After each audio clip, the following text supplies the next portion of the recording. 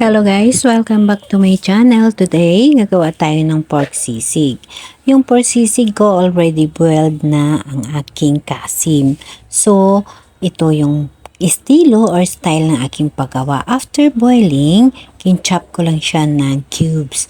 And then, ang onion and calamansi juice, nor seasoning, chili, and mayonnaise. So, also gagamit tayo ng magic sarap. So, gininit ko lang yung kawali. Walang mantika.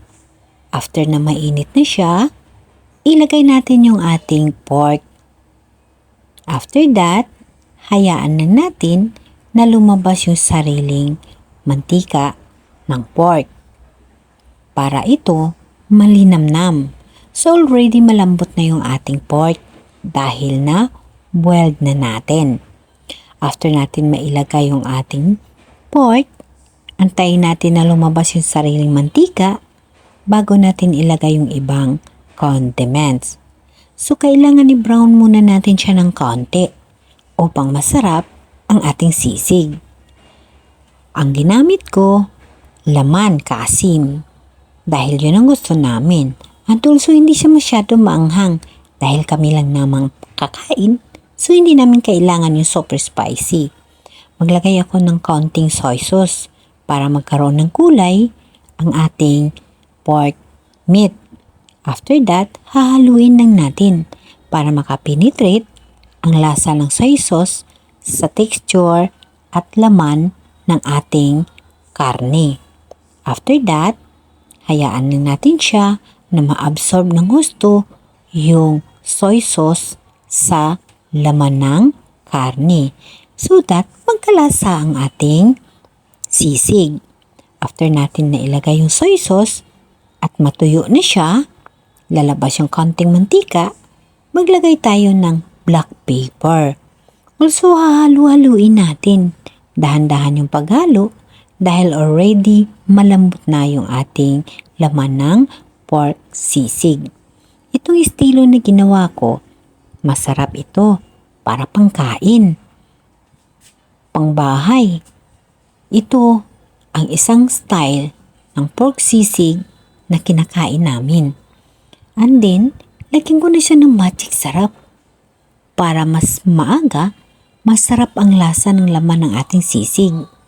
Hahalo-haluin natin ng maayos upang pantay-pantay ang kulay at parehas ang kanyang itsura. Ang lasa, masarap. So, ilagay na natin yung ating onion. Kinchop ko rin yung ating white onion para ito pang-extender or dagdag lasa. Masarap kasi ang sisig pag maraming sibuyas. At ang ginagamit natin, yung yellow onion dahil malinamnam. After that, hahaluin lang natin upang maluto yung ating onion. And then, pag kinagat natin siya, may little crunchy. Ganyan ang style ng ating yellow onion. Huwag natin i-overcook. Ganun din ang ating pork. Huwag natin siyang i-overcook para hindi siya durog-durog. After na natin na mahalo, atin na ilagay yung ating ibang ingredient. Yung calamansi juice, imimix na natin. Ganun din, imimix natin ng maayos upang magkaroon siya ng pantay-pantay na lasa. At ang kanyang asim ay mag-mix doon sa ating onion na manamis-namis, so masarap siya. And then, lagyan natin siya ng nor seasoning. I-fix natin yung lasa sa nor seasoning. Dahil ang nor seasoning, mayroon na siyang magandang lasa, masarap at malinamnam, so tamang-tama ang timpla ng ating sisig. Ito yung ating sisig. Ito ay ating panglamisa, pangkain. Dahil meron tao na hindi kumakain ng sisig na mukha or maskara. So maglagay na ako ng mayonnaise. Ang mayonnaise, yun yung mag-agaw ng kanyang thickness sa asim. Yummy. Dahil malinamnam ang mayonnaise.